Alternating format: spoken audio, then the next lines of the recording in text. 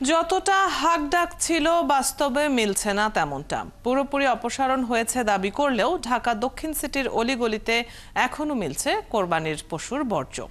বাসিন্দাদের অভিযোগ, গণমাধ্যমের উপস্থিতি দেখলেই তৎপরতা বাড়ে পরিচ্ছন্নতা কর্মীদের। তবে ঢাকা উত্তরের পরিস্থিতি কিছুটা ভালো বলে জানান নাগরিকরা। বিস্তারিত সৈকত সাদিকের কাছে। রাজধানীর কাজী আলাউদ্দিন রোড নগর ভবন থেকে খুব বেশি দূরে নয়। সকাল 10টায় সেখানে গিয়ে দেখা যায় মূল সড়কে পশুর বর্জ্য সহ ময়লার স্তূপ। দুর্গন্ধে মানুষের চলাচলে পোহাতে হচ্ছে ভোগান্তি। পাশেই খাবারের দোকান, ময়লার কাছাকাছি হওয়ায় দোকানে ক্রেতা কম।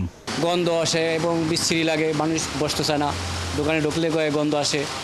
রাস্তা পারাপারি করার সময় কষ্ট হয় মানুষের দুর্গন্ধের কারণে। আর ওনারা 10টা-11টার সময় গাড়ি আসে লোডিং করে। পেট ফিলা গরুর না গন্ধ বেশি। পরিচ্ছন্নতা কর্মীরা জানান, গাড়ি না আসা পর্যন্ত এখানে থাকবে এসব ময়লা।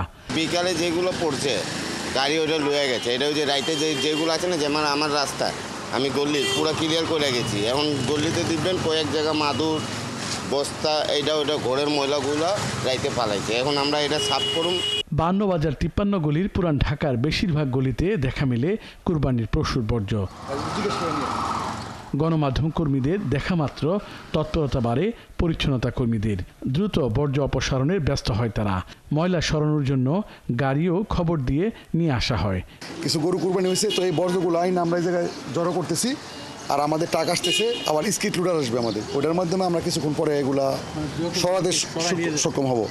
অলিগলিতে ব্লিচিং পাউডার ছিটাতে দেখা যায় স্থানীয় বাসিন্দাদের। আমরা যাওয়ার সময় ওখানে দিয়ে যাব, কারণ আসার পথে যাওয়ার পথে আমরা এই রোড দিয়ে যাচ্ছি, আরেক রোড দিয়ে ঘুরে আসছি। তা আমাদের চোখে যতগুলি পড়ে 34 মোট আমরা সেভাবে দিয়ে যাচ্ছি। পাড়া মহল্লার মতো পশুর হাটের বর্জ্য অপসারণ করতেও ব্যস্ত সময় পার করছে পরিচ্ছন্নতা কর্মীরা। চান্দাইতে 3টার দিকে আইসি, রাত্রে গেছি 12টা। তো ঈদের দিন সকালে আইসি, মনে হয় এই করতেই আসি, 2-3 দিন ধরে করতেই আসি।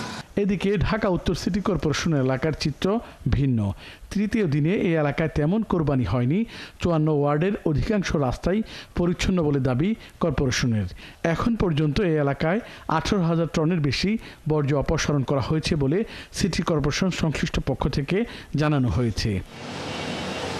সৈকত সাদিক, 71, ঢাকা।